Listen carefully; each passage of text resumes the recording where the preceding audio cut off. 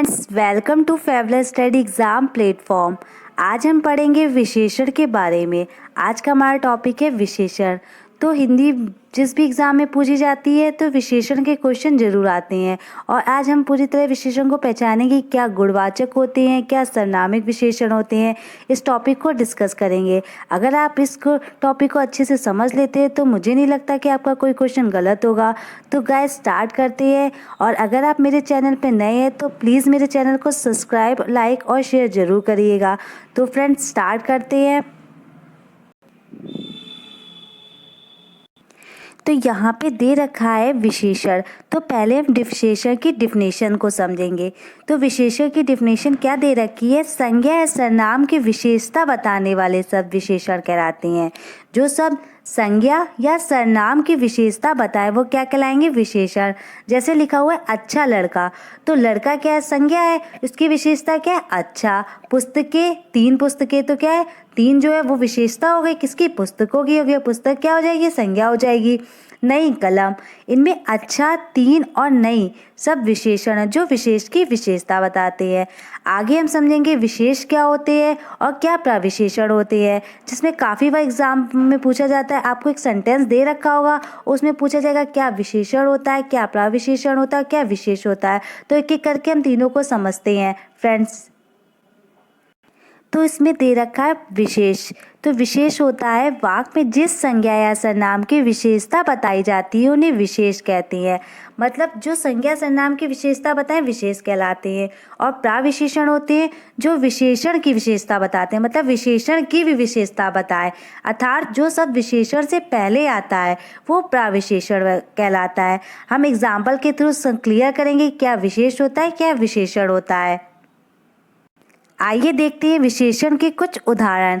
जैसे दे रखा है, पहला एग्जाम्पल है राधा बहुत सुंदर लड़की है। तो अब इसमें विशेषण बताना है, विशेष बताना है और प्रविशेषण बताना है। तो क्या है, जैसा कि आप ऊपर उदाहरण में देख सकते हैं कि राधा एक लड़की का नाम है। ठीक है, राधा नाम एक संज्ञा है। तो मैंने बताया था जो किसी का नाम हो तो वो क्या होता है? संज्ञा होती है। सुंदर बहुत एक शब्द एक विशेषण है। जो आप को मैंने अभी क्लियर किया था, जो संज्ञा की विशेषता बताए वो क्या हो जाएंगे?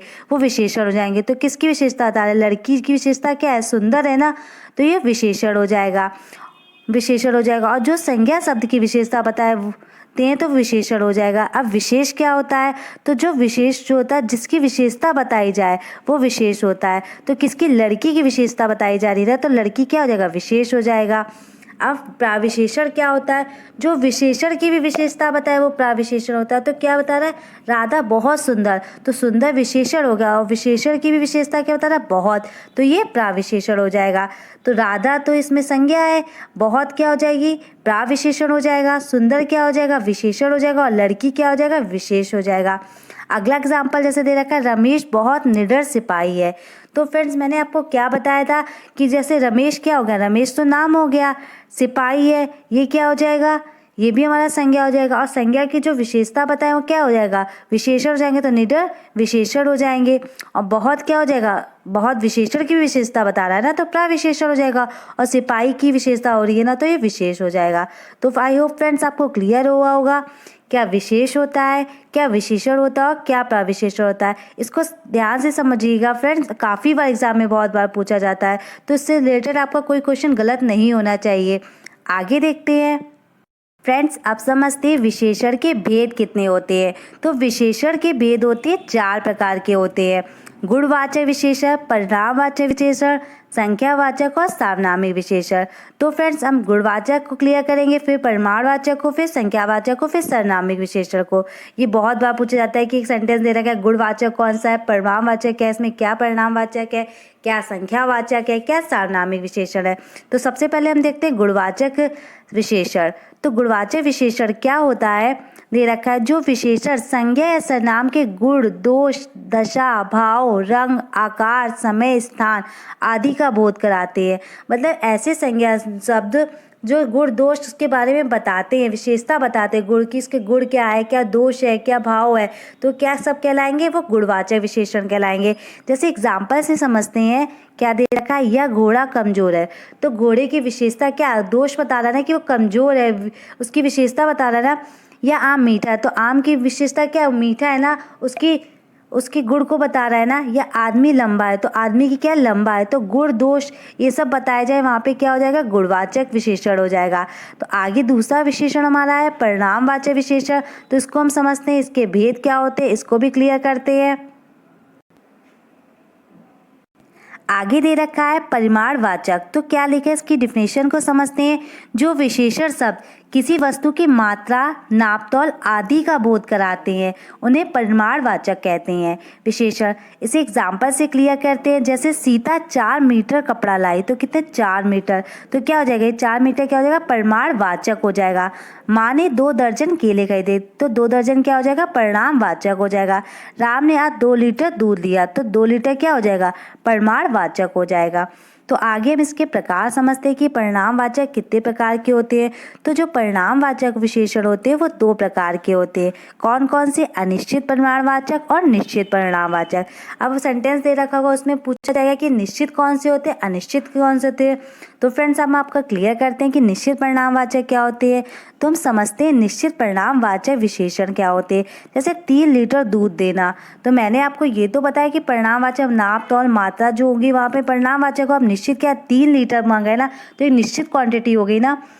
आगरा 250 किलोमीटर दूर है, तो हमें क्लियर हो रहा है ना, निश्चित हो रहा है ना कि 250 किलोमीटर है, हमें इसमें कोई डाउट तो नहीं है। 1 किलो चीनी दे दो, कितनी, 1 किलो, 2 किलो, 3 किलो, तो ये सब क्या हो जाएंगे, निश्चित हो जाएंगे। जहाँ पे 1 किलो, 2 किलो, 1 लीटर, 500 ग्राम, 2 मीटर, 100 मीटर दूरी, तो यहाँ पे क्या हो जाएगा, सब निश्चित परिणामवाचक हो जाएंगे। अनिश्चित परिणामवाचक क्या होती है, जैसे एग्जाम्पल से समझते हैं। बच्चे ने थोड़ा दूध पिया, तो कितना दूध पिया कुछ पता नहीं है ना, थोड़ा दूध पिया। दीदी बाजार से कुछ फल लेकर आई, तो क्या लेके आई, कुछ फल लेके आई, तो कोई निश्चित क्वांटिटी नहीं है ना।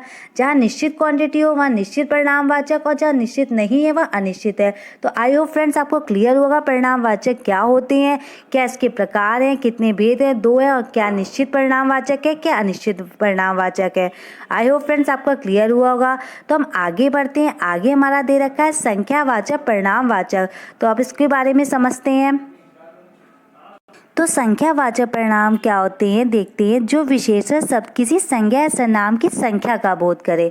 वहाँ पे क्या था, जो विशेषण शब्द किसी की मात्रा, नाप तौल के बारे में बताते थे, यहाँ संख्या का बोध हो तो संख्यावाचक कहलाते हैं। तो इसके जैसे एग्जाम्पल से समझते हैं। राधा 5वीं मंजिल पर रहती है, तो 5वीं एक संख्या हो गई ना, तो ये संज्ञा, जो विशेषण है संज्ञा सर्वनाम की संख्या का बोध करा रहे हैं ना। इस प्रतियोगिता में 4 लड़के भागे, तो 4 क्या हो जाएगा, संख्यावाचक हो जाएगा। वहाँ 3 कबूतर दाना चुग रहे हैं, तो 3 कबूतर में 3 क्या हो जाएगा, ये संख्यावाचक हो जाएगा। आइए फ्रेंड्स अब आगे देखते हैं संख्यावाचक विशेषण के कितने प्रकार होते हैं। अभी हमने परिणामवाचक के समझे थे, अब हम संख्यावाचक के समझते हैं। तो इसके भी 2 भेद होते हैं, जैसे परिणामवाचक के थे वैसे इसके निश्चित और अनिश्चित। तो निश्चित संख्यावाचक क्या होता है, अनिश्चित संख्यावाचक क्या होता है, एक एक करके समझते हैं फ्रेंड्स। निश्चित संख्यावाचक वे होते हैं जिसमें निश्चित हो संख्याओं को। जैसे एग्जाम्पल क्या दे रखा है, रेखा के पास 3 पुस्तकें, तो 3 पुस्तकें, तो ये तो नहीं देखा कुछ पुस्तकें हैं, मतलब मैं क्लियर हूँ ना, 3 पुस्तकें हैं। वेदांत एक कक्षा में पहला स्थान प्राप्त किया, तो कौन सा, पहला, निश्चित हो रहा है। अब अनिश्चित में क्या है, बाजार में बहुत सी दुकानें हैं, तो दुकानें कोई निश्चित तो नहीं है, दुकानों को तो हम काउंट कर सकते हैं ना कि कितनी दुकानें, लेकिन यहाँ पे कुछ निश्चित नहीं हो रहा, बहुत दुकानें, तो कोई निश्चित नहीं है। मंदिर में कई औरतें हैं आई, तो कई औरतें, कोई निश्चित तो नहीं है, 1 है, 2 है, 3 है, तो अनिश्चित है। तो यही निश्चित होगा, अगर हमें क्लियर होगी संख्या तो वहाँ पे निश्चित होगा, अगर मैं किस संख्या को क्लियर नहीं होगी तो अनिश्चित होगा। तो आई होप फ्रेंड्स आपका क्लियर हुआ होगा कि निश्चित संख्यावाचक और अनिश्चित संख्यावाचक में क्या डिफरेंस है। आगे देखते हैं। आगे दे रखा है हमारा सर्वनामिक या संकेतवाचक विशेषण। तो इसकी डिफिनेशन पहले समझते हैं। जो सर्वनाम शब्द किसी संज्ञा से पहले जुड़कर उसकी ओर संकेत करते हैं, मतलब संज्ञा से ठीक आने वाला सर्वनाम जो ठीक पहले आता है उस संज्ञा की तरफ संकेत करता है, तो उसे क्या सर्वनामिक कहते हैं या संकेतवाचक भी कहते हैं। सर्वनामिक कहीं कहीं लिखा होगा, कहीं कहीं संकेतवाचक विशेषण होगा, तो आप परेशान मत होइएगा। आगे एग्जाम्पल से समझते हैं। या तोता बोलता है, तो मैंने अभी आपको क्या बताया कि जो सब संज्ञा से पहले आते हैं, तो सर्वनाम सब संज्ञा से पहले क्या है, यह आ गया ना, तोता क्या हो, संज्ञा हो गया, नाम है पक्षी का, और यह क्या है, सर्वनाम है, तो संज्ञा उसके बारे में संकेत कर रहा है ना, संज्ञा से ठीक आने वाला सर्वनाम होता है और क्या लिखता है, संज्ञा की तरफ संकेत करता है। तो या तोता बोलता है तो संज्ञा की तरफ सर्वनाम संकेत कर रहा है ना, तो यहाँ पे सर्वनामी विशेषण होगा। आगे यह पुस्तक मेरी है, तो किसकी, यह पुस्तक मेरी है।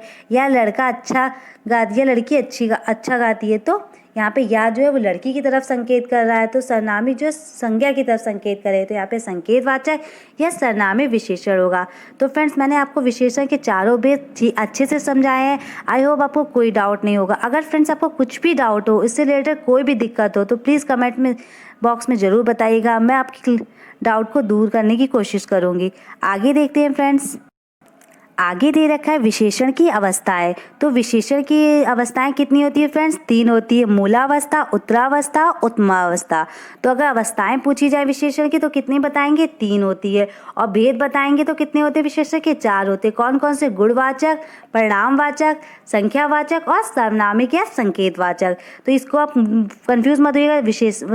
विशेषण की जो अवस्थाएं है वो 3 है और भेद कितने हैं, 4 है। ठीक है, आगे देखते हैं। पहले समझते हैं मूलावस्था कौन सी है।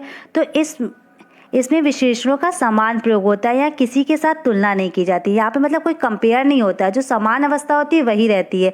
जैसे राम एक वीर बालक है, सीता एक सुंदर कन्या है, तो वीर और सुंदर ये क्या हो जाएगा, विशेषण हो जाएगा। लेकिन यहाँ पे कोई कंपेयर नहीं किया जाता है। आगे देखते हैं, आगे क्या, उत्तरावस्था, जिसमें 2 वस्तु या व्यक्तियों के बीच तुलना करके न्यूनता अथवा अधिकता बताई जाती है। मतलब जब 2 लोग होंगे उनकी कंपेयर की जाएगी, या फिर वो उससे बहुत अच्छा है या उससे बहुत बेकार है, तो या फिर उसकी तारीफ होगी या उसकी बुराई होगी। तो फिर जैसे एग्जांपल से राम श्याम से अधिक वीर है, तो राम और श्याम के बीच कंपेयर किया जा रहा है ना, और वीर क्या है, विशेषता हो रही है। तो कंपेयर करके जब वो करते हैं तो क्या होती है, उत्तरावस्था होती है, और 2 लोगों के बीच में होनी चाहिए। सीता गीता से सुंदर है, तो सीता और गीता में कंपेयर हो रही है, कौन ज़्यादा सुंदर है, सुंदर क्या विशेषता हुई, और सीता और गीता के बीच में हो रही है, 2 लोगों के बीच में। अवस्था क्या होती है, इसमें 2 या 2 से अधिक वस्तुएं व्यक्तियों की तुलना की जाती है। तो मूलावस्था में किसी से कंपेयर नहीं की जाती थी, उत्तरावस्था में 2 लोग के बीच में कंपेयर होती थी, जबकि उत्तमावस्था में 2 या से अधिक लोगों के बीच में विशेषता में कंपेयर की जाती है। जैसे एग्जाम्पल से समझते हैं, राम सबसे वीर है, तो राम बहुतों में वीर है, मतलब कोई 2 लोग के बीच में कंपेयर नहीं हो रहा, राम सब में वीर है। सीता कक्षा में सुंदरतम है, तो सीता जो कक्षा में जितने भी हैं सब है उसमें सबसे ज़्यादा सुंदर है। ठीक है, अब जैसे मूलावस्था कहती है, जो सुंदर की मूलावस्था सुंदर होगी, इसकी उत्तरावस्था सुंदरतर और उत्तमावस्था सुंदरतम, और अधिक की अधिकतर अधिकतम, उच्च की उच्चतर, उत्तरावस्था उच्चतर हो जाएगी, उच्चतर मतलब सबसे उच्च है, मतलब सबसे उच्च है। ठीक है, कठोर की कठोरतर कठोरतम। तो फ्रेंड्स ये था हमारा विशेषण से रिलेटेड टॉपिक। मैंने आपकी इसकी क्या डिफिनेशन होती है, क्या प्राविशेषण होते हैं, क्या इसकी भेद होती है और क्या इसकी अवस्थाएं होती है। आई होप फ्रेंड्स आपको क्लियर हुआ होगा। फ्रेंड्स आपको अगर मेरी वीडियो पसंद लगे, अच्छी लगे, तो ज़रूर लाइक करिएगा, शेयर ज़रूर करिएगा और कमेंट करके ज़रूर बताइएगा कि आपको ये वीडियो कैसा लगा। ऐसी और वीडियो के लिए इस चैनल को सब्सक्राइब करिए। Thank you for watching. Thank you friends. जय हिंद।